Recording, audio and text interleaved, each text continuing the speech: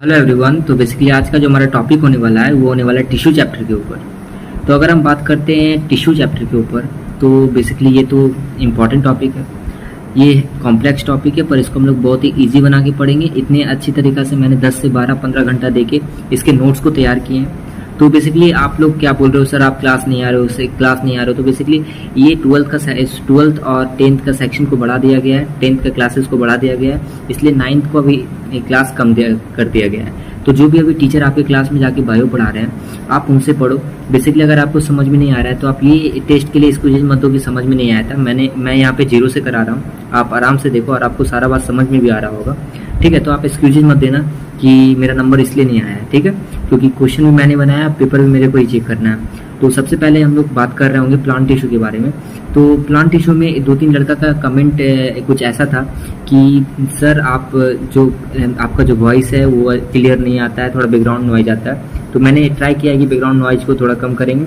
और दूसरा चीज़ सबसे इम्पोर्टेंट पॉइंट की क्या कहता है, एक कमेंट और था कि सर आपका फेस क्लियर नहीं दिखता है, तो आप कंटेंट देखो, अभी फेस मत देखो, ठीक है, ये आपको पता चल जाएगा, कंटेंट पहले देखो।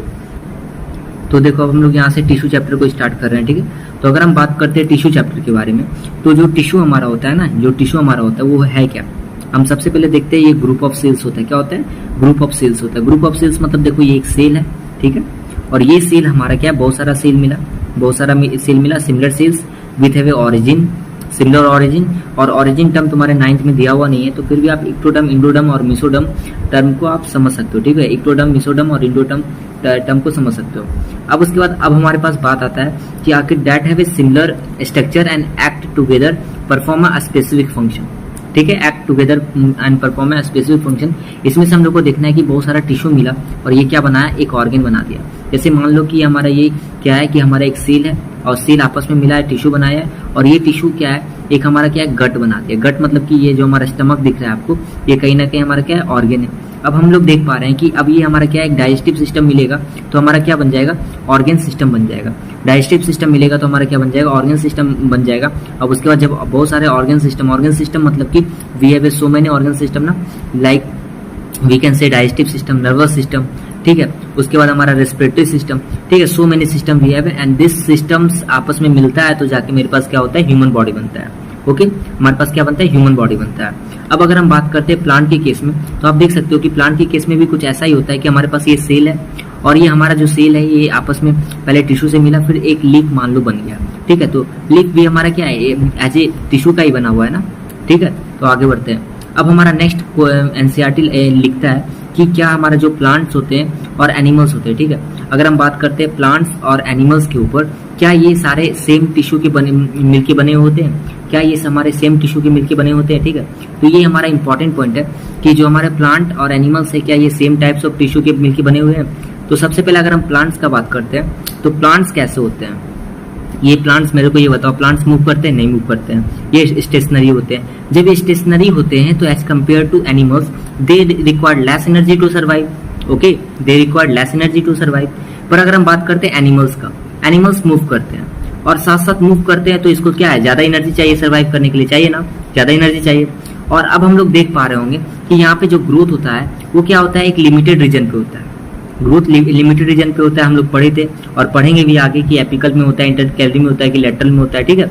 तो कहीं ना कहीं आप देख पा रहे होगे कि हमारा ग्रोथ लिमिटेड रीजन पे होता है, पर इसमें क्या है, ग्रोथ हमारा सारे पार्ट पे होता है, सारे पार्ट में होता है। और पर यहाँ पे सबसे इंपॉर्टेंट चीज क्या है कि ये लिमिटेड, ये क्या होता है, पर हमारा क्या लाइफ टाइम तक यहाँ पे होता है। प्लांट में क्या होता है, लाइफ टाइम तक होता है, पर यहाँ पे क्या होता है, लिमिटेड टाइम तक होता है।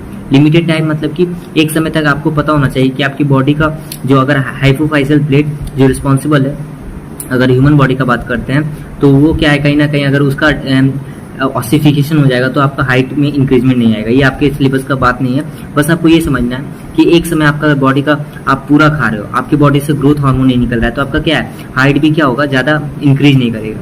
तो सबसे इंपॉर्टेंट पॉइंट यहाँ पे ये है कि अगर आप क्या है, ह्यूमन बॉडी हो तो कहीं ना कहीं आपका जो हाइट इंक्रीज करता है वो ग्रोथ हार्मोन पे डिपेंड करता है। और बोला जाता है कि 21 ईयर्स तक की ग्रोथ हार्मोन हमारे बॉडी में जो हाइट के लिए रिस्पॉन्सिबल होते हैं वो निकलते हैं। अदरवाइज जो हाइपोफाइसल प्लेट भी है जो रिस्पॉन्सिबल होता है ग्रोथ कराने के लिए, वो भी ऑसिफिकेशन हो जाता है। जब ऑसिफिकेशन हो जाएगा तो आपका हाइट भी नहीं इंक्रीज होगा। तो अब हमारे पास टॉपिक आता है कि जो प्लांट्स में होते हैं मोस्ट टिश्यूज डेड होते हैं पर यहाँ पे अगर बात करते हैं मोस्ट टिश्यू अलाइव होते हैं। ओके, अब आप देखो यहाँ पे कि मैंने टिश्यू का ट्री बनाया और ये आपके लिए बहुत इंपॉर्टेंट है, ये आपका एग्जाम में भी आएगा। ठीक है, ये टिश्यू का जो ट्री है आपका एग्जाम में आएगा। अगर हम सबसे पहले बात करते हैं तो जो टिश्यू हमारा है वो दो तरह से हम लोग डिवाइड किए हैं, एक तो प्लांट टिश्यू और एक एनिमल टिश्यू। नेक्स्ट लेक्चर में हम लोग एनिमल टिश्यू को देखेंगे। ठीक है, तो देखो अभी इस लेक्चर में सबसे पहले प्लांट टिश्यू को हम लोग दो पार्ट में बांटे हैं on the basis of dividing, कि आखिर कौन सा टिश्यू डिवाइड करता है और नहीं करता है।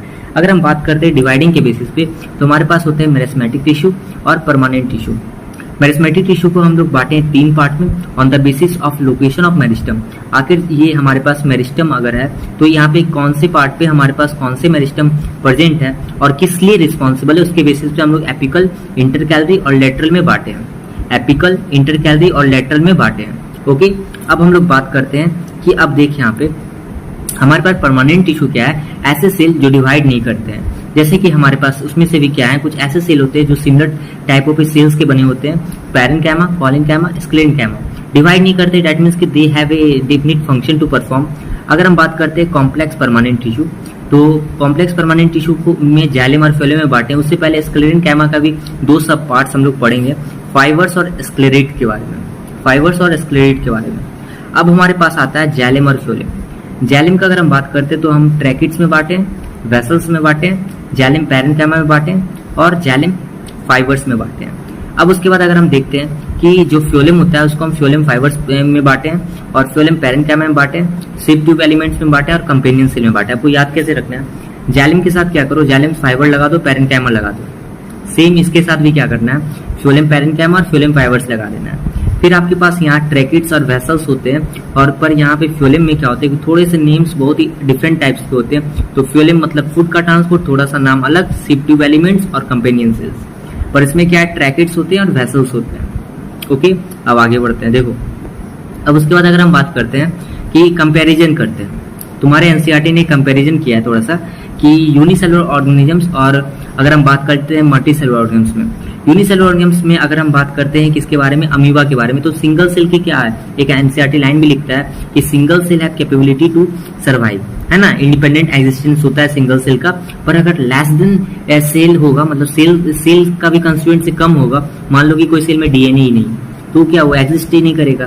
तो अगर हम बात करते हैं सिंगल सेल के पास कैपेबिलिटी होता है कि परफॉर्म कर सके सारे वाइटल एक्टिविटीज को। Okay, vital activities that means की important activities that is necessary for survive. जैसे कि अगर हम बात करते हैं तो डाइजेशन हो गया, रिस्पिरेशन हो गया, एक्सक्रीशन हो गया, ये हमारा अमीबा का अगर हम बात करते हैं सारा होता है अमीबा के अंदर और वो सर्वाइव भी करता है ना। अब देखो, अब वहीं पे अगर हम बात करते हैं मल्टीसेलुलर ऑर्गेनिज्म्स में ये वेल डेवलप्ड होते हैं। जब वेल डेवलप्ड होते हैं तो यहाँ पे डिवीजन ऑफ लेबर होगा ना, डिवीजन ऑफ लेबर होगा। Division of labour that means की works are divided, works are perform by the different types of cells, works are divided to perform by the different types of tissues. Okay, तो जैसे कि अगर हम बात करते हैं मसल्स का सेल क्या कर रहा है, रेगुलेट कर रहा है मूवमेंट को।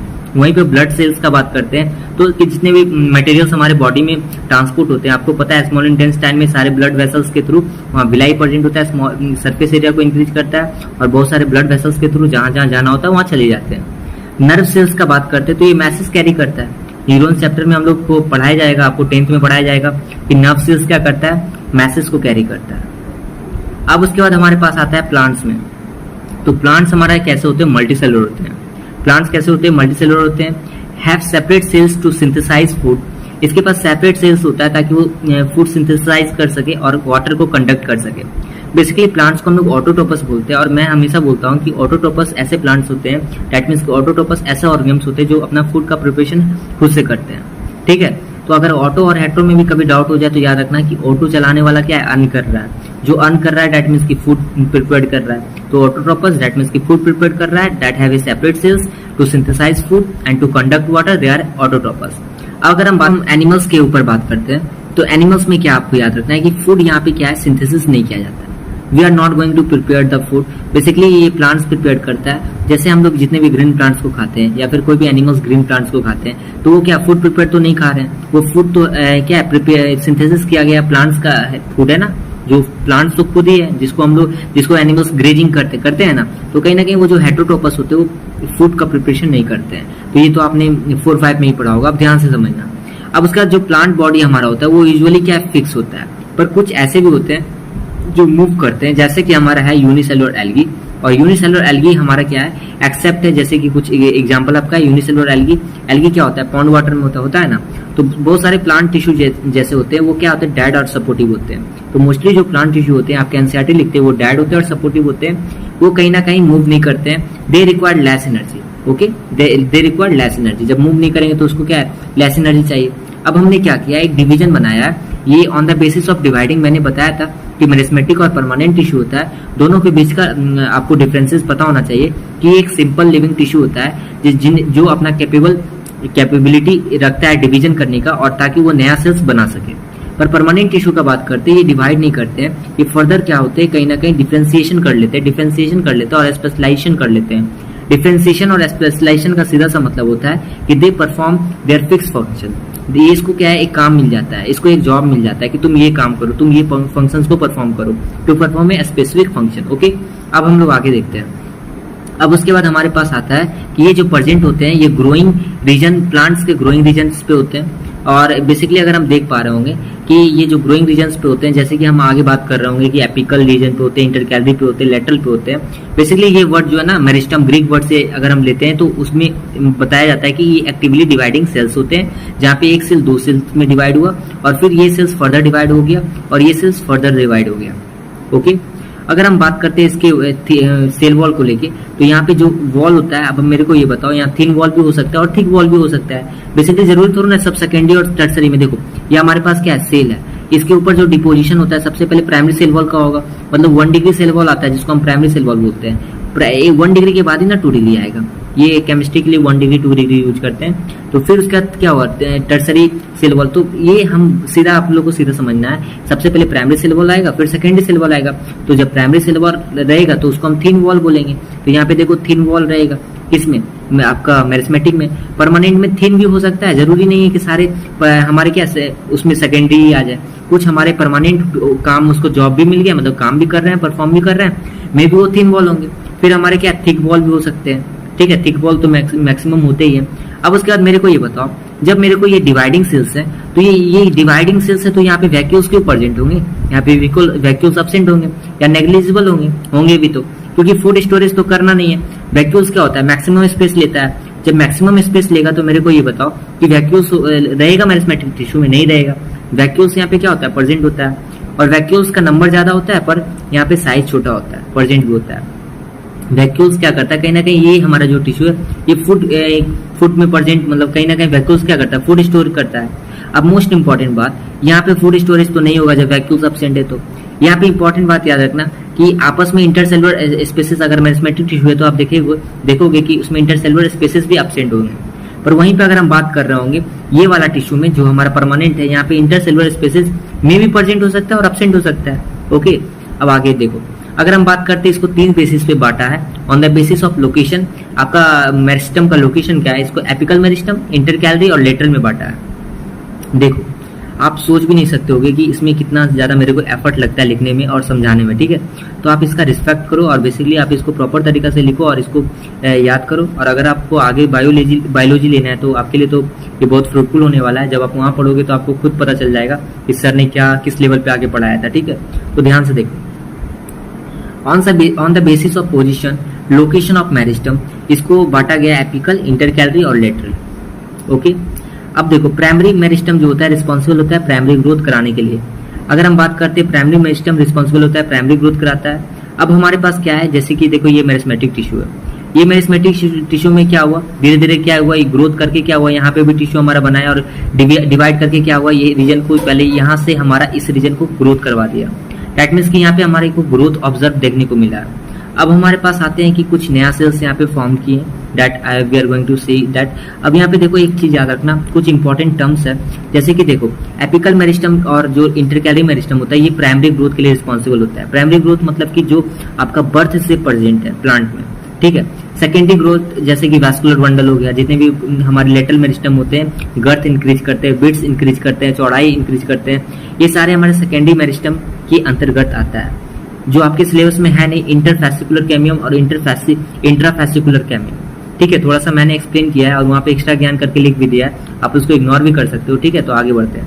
देखो अब हमारे पास अगर हम एपिकल मेरिस्टम का बात करते हो तो एपिकल मेरिस्टम में आपको क्या क्या याद रखना है। सबसे पहले ये कहाँ कहाँ प्रेजेंट होता है, ये होता है ग्रोइंग टिप्स पे होता है, और उसके बाद आपका ये होता है स्टेम्स में और रूट्स में। ग्रोइंग टिप्स में होता है, देखो ये टिप्स पे है, ये शूट एपिकल मेरिस्टम है जिसको श्याम भैया बोल रहे हैं, और यहाँ पे देखो ये राम भैया मतलब डेट मीन्स की रूट एपिकल मेरिस्टम, यहाँ पे रूट पे भी प्रेजेंट है ना। This tissue lead to elongation of the stem and the roots. ये टिश्यू का काम क्या है, ये कहीं ना कहीं इलोंगेशन कराता है हमारा स्टेम का और रूट्स का। स्टेम्स का भी हाइट को बढ़ाता है और रूट्स के भी हाइट को बढ़ाता है। इसको इजी भाषा में लिख सकते हैं, ये इट इंक्रीज लेंथ और height of the stems and the roots. Okay, देखो इस तरह के जो ग्रोथ होते हैं उसको हम लोग बोलते हैं प्राइमरी ग्रोथ, और दैट मीन्स कि वी कैन से दैट कि this are primary meristem. Okay, अब हमारे पास कुछ इंपॉर्टेंट कंसेप्ट होते हैं। जब हमने बोला था कि ये सेल का जब डिवीजन होता है तो जब इंक्रीज करता है लेंथ का शूट एपिकल मेरिस्टम, तो कुछ हमारे सेल्स क्या होते हैं, कुछ मेरिस्टम के सेल्स, एपिकल मेरिस्टम के जो सेल्स होते हैं वो हमारे पीछे छूट जाते हैं। क्या होते हैं, यहाँ पे छूट जाते हैं। और वो क्या होते हैं ना बाबू, यहाँ पे जब वो सेल्स लेफ्ट बिहाइंड होते हैं तो कहीं ना कहीं यहाँ पे हमारे क्या है, ये बर्ड फॉर्म करते हैं, और ये बर्ड को हम एक्सिलरी बर्ड बोलते हैं, जो एक ब्रांचेस में बनने के लिए रिस्पॉन्सिबल होता है। जो ये ब्रांचेस बन रहा है ना, दिस इज एक्सिलरी बर्ड। कुछ सेल्स जो होते हैं मेरिस्टम के लेफ्ट बिहाइंड हो जाते हैं, जो हमारे जो एपिकल मेरिस्टम के सेल है, जो ये हमारे एपिकल मेरिस्टम के सेल्स है, ये कुछ पीछे ही छूट जाते हैं, जो एक नया ब्रांच बनाने के लिए रिस्पॉन्सिबल होते हैं। ओके, ये हमारा क्या है, एपिकल वर्ड के बारे में मैंने यहाँ पे आपको बता रहा हूँ। अब उसके बाद आता है इंटरकैलरी मेरिस्टम। से इंटरकैलरी मेरिस्टम के ऊपर बात करते हैं, तो इंटरकैलरी मेरिस्टम के ऊपर अगर हम बात करते हो, it is a found in grasses, sugarcane और बैम्बू और मिंट। देखो सबसे इंपॉर्टेंट अगर क्वेश्चन बनता है तो यहाँ से बनता है। यहाँ से क्वेश्चन क्या बनता है ना, कि अगर मान लो कि ये ग्रास है, ठीक है, तो इसको कोई ग्रेजर खाया तो ये ग्रास क्या करेगा, कुछ दिन के बाद फिर से बड़ा हो जाएगा। तो कहीं ना कहीं ये जो इंटरकैलरी मेरिस्टम जो हमारा होता है, ये हमारा कहीं ना कहीं देख पा रहे होगे कि यहाँ पे ये दो नोड के बीच में जो इंटरनोड रीजन पे वहाँ पे होता है। और बेसिकली अब मेरा बात समझना कि यहाँ पे ग्रासेस में है, सुगर केन में, बैम्बू में, मिंट में। तो अगर ग्रासेस को ग्रेजर खा भी लेता है तो फिर क्या होता है, उसके इस पार्ट क्या होता है, फिर से ये इंक्रीज कर जाएगा कि कहीं ना कहीं हमारा ये क्या है, हमारा ये इंटरनोड रीजन पे होता है ना। तो ये कहीं ना कहीं फिर से रीजनरेशन इसका हो जाएगा। तो ये याद रखना कि ये कहाँ कहाँ होते हैं, ग्रासेस प्लांट में, उसके बाद सुगर केन में होंगे, बैम्बू में होंगे, मिंट में होंगे। ठीक है, तो it is A part of meristem which is left behind during the growth. तो यहाँ पे भी क्या होता है कि कुछ मेरिस्टम क्या होते हैं, पीछे छूट जाते हैं मेरिस्टम की, और ये हमारे क्या ग्रोथ करवाने के लिए रिस्पॉन्सिबल होते हैं। It help in the longitudinal growth in a plant. ये लॉन्गिट्यूडनल ग्रोथ में मदद करता है। और लॉन्गिट्यूडनल और लैटिट्यूडनल तो आपको समझ में आ ही गया होगा कि लॉन्गिट्यूडनल मतलब कि जो भी हमारा क्या है, इसका लेंथ में ही इसका इंक्रीजमेंट कराने में मदद करता है। अब उसके बाद हमारे पास नेक्स्ट जो हमारा टॉपिक है वो हमारा लेटरल मेरिस्टम है। लेटरल मेरिस्टम को अगर हम समझते हैं तो इसको सिलेंड्रिकल मेरिस्टम भी बोलते हैं। और ये जो हमारा मेरिस्टम होता है कहीं ना कहीं लॉन्गिट्यूडनल एक्सिस, प्लांट की लॉन्गिट्यूडनल एक्सिस को ग्रो करने में मदद करता है। दैट मीन्स कि इसके कहीं ना कहीं इस डायरेक्शन में गर्थ को इंक्रीज करेगा lateral meristem. It give the rise to the vascular tissue. और याद रखना कि वैस्कुलर टिश्यू दैट मीन्स की ट्रांसपोर्टिंग टिश्यू, जाइलम और फ्लोएम हो गया, ये सब के लिए रिस्पॉन्सिबल होता है। अब देखो जैसे कि हमारे पास क्या है, ये हमारे पास लेटरल मेरिस्टम है और ये गर्थ इंक्रीज कर रहा है। और यहाँ पे आपको ये याद रखना है कि ये स्टेम्स और रूट्स की चौड़ाई को इंक्रीज करता है, स्टेम्स और रूट्स के चौड़ाई को इंक्रीज करता है। ठीक है, अब उसके बाद this is responsible for secondary growth. अब ये हमारा क्या रिस्पॉन्सिबल होता है सेकेंडरी ग्रोथ के लिए। जैसे कि देखो हमने दो टर्म लिखा है, अगर आप यहाँ से समझना नहीं चाहते हो तो कोई प्रॉब्लम नहीं है, पर फिर भी आप एक बार देख लो। एक दो टर्म्स क्या है, सबसे पहला टर्म्स क्या है कि ये फ्लोएम है और ये जाइलम है। ठीक है, ये फ्लोएम और जाइलम में वैस्कुलर बंडल है हमारा, ये दोनों क्या हमारा वैस्कुलर बंडल है, ये सारा क्या है वैस्कुलर बंडल है। ये जो वैस्कुलर बंडल हम आप यहाँ पे देख पा रहे होगे, ठीक है, ये जो आप वैस्कुलर बंडल यहाँ पे देख पा रहे होगे, ये सारे वैस्कुलर बंडल है। ये वैस्कुलर बंडल के बीच में जो लाइन आपको दिख रहा है, जो ये फ्लोएम और जाइलम के बीच में फंसा हुआ है, दैट मीन्स कि जिसको हम फैसिकुलर बोल रहे हैं। तो ये देख पा रहे होगे कि जब दो एक सेम स्कूल में कंपटीशन होता है उसको हम इंट्रा बोलते हैं। क्या बोल रहे हैं, इंट्रा। जब अलग अलग स्कूल में कंपटीशन होता है उसको इंटर हाउस कंपटीशन बोलते हैं। उसी तरह देखो यहाँ पे ये वाला लाइन को हम क्या बोल रहे हैं, इंटर फैसिकुलर कैमियम, और ये बीच वाला लाइन को क्या बोल रहे हैं, इंटर फैसिकुलर कैमियम। तो इंट्रा फैसिकुलर कैमियम और इंटर फैसिकुलर कैमियम में क्या अंतर है, एक बार फिर से समझना कि देखो ये वाला लाइन जो ये दोनों के बीच में फंसा हुआ है, दिस इज इंट्रा फैसिकुलर कैमियम। जब एक स्कूल में हमारा कंपटीशन होता है दैट इज इंट्रा फैसिकुलर कैमियम। पर ये लाइन को हम क्या बोल रहे हैं, इंटरफेसिकुलर कैमियम। क्या बोल रहे हैं, इंटरफेसिकुलर कैमियम। तो अब आपको समझ में आ गया होगा, ये हमारा परफॉर्म कराता है 2 डिग्री मेरिस्टम के लिए। हमने बोला था कि ये कुछ एक्स्ट्रा पॉइंट है जहाँ पे आपको एग्जाम्पल याद रखना है। इंट्रा मतलब होता है विदिन, विदिन मतलब कि जैसा अगर हम बोलते हैं intra house competition, that means कि तुम्हारे स्कूल में ही अंदर में ही कंपटीशन हो रहा है। इंटर दैट मीन्स कि कहीं ना कहीं प्रेजेंट बिटवीन 2 वैस्कुलर बंडल।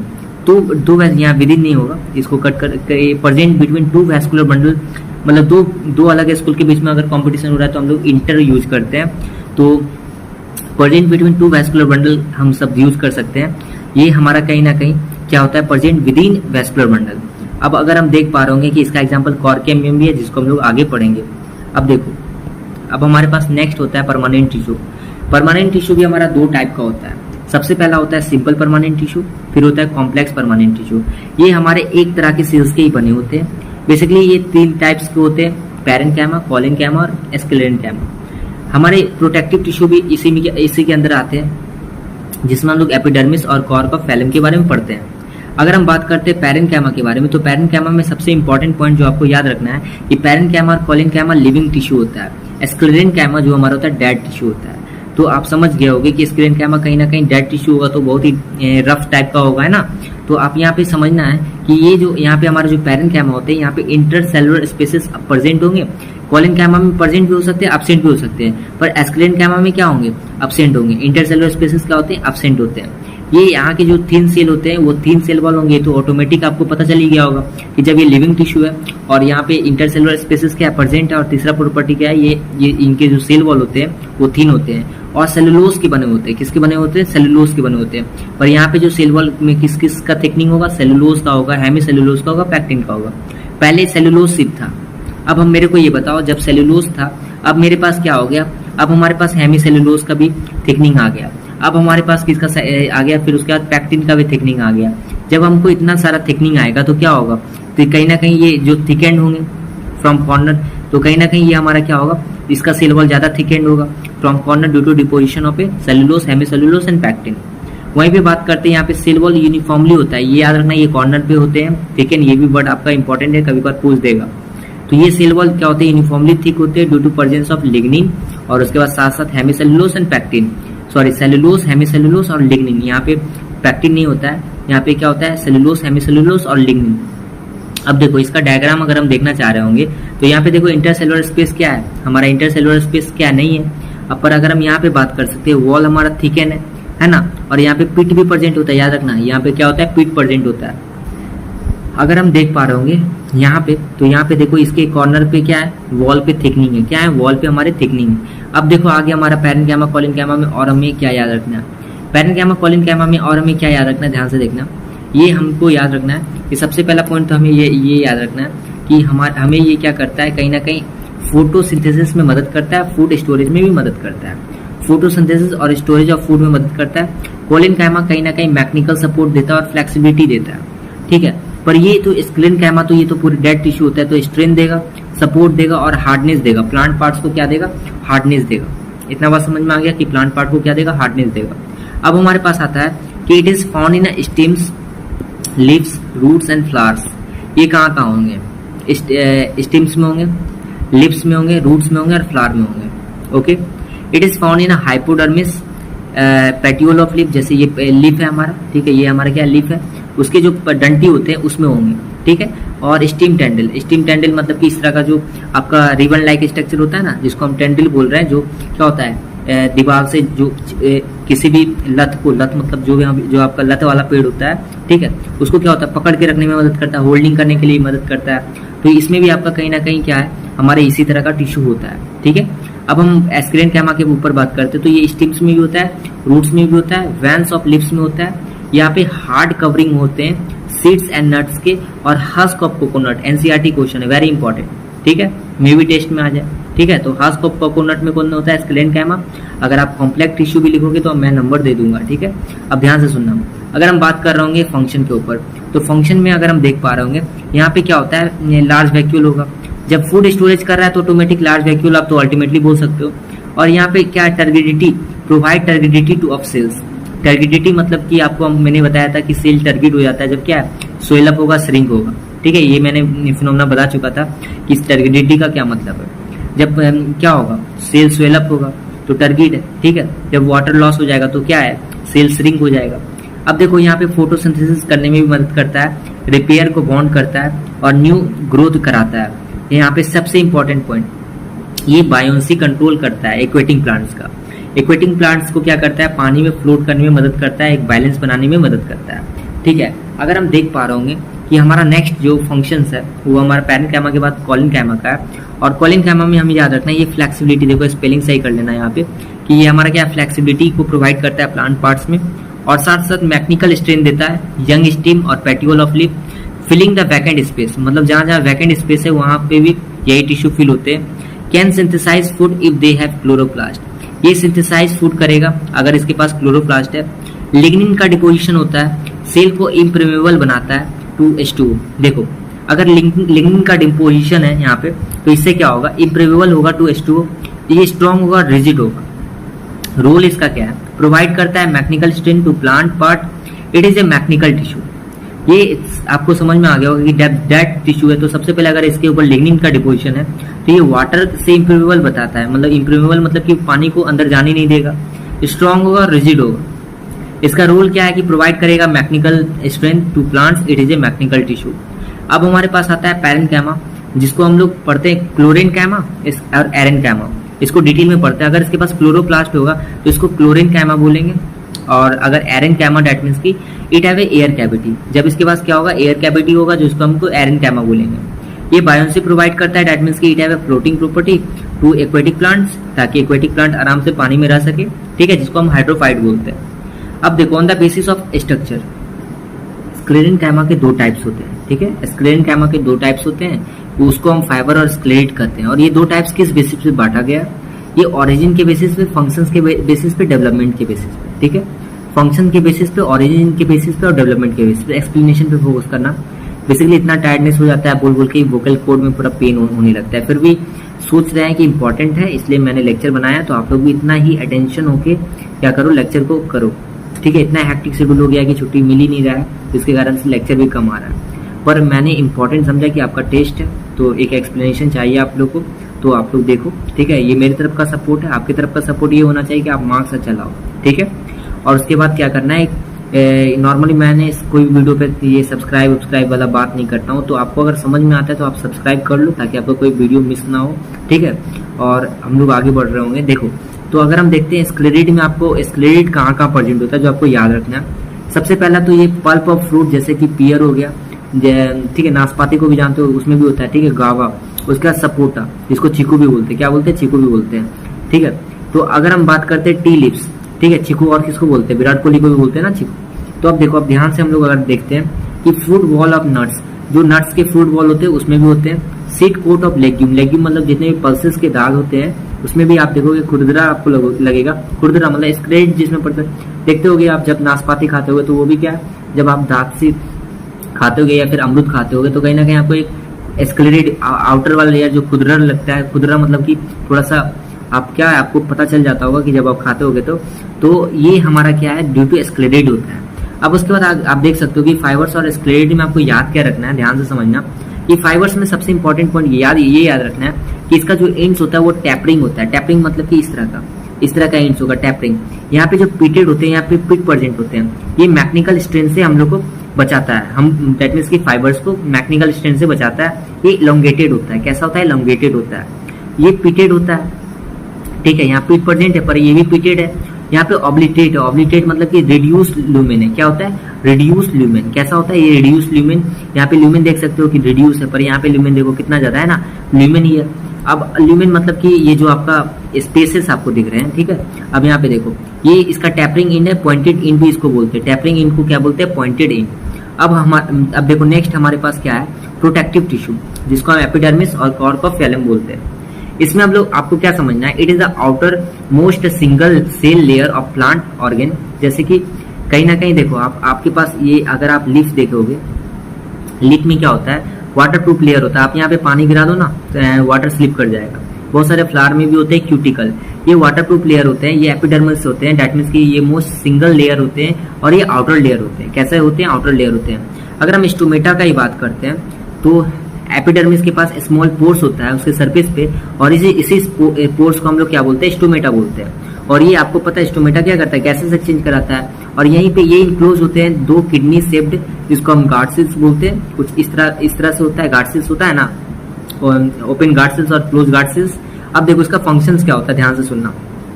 इस protect the plant from desiccation. Desiccation means किसी को पता है ड्राइनेस होता है, क्या होता है, ड्राइनेस से बचाता है एंड इन्फेक्शन से भी बचाता है।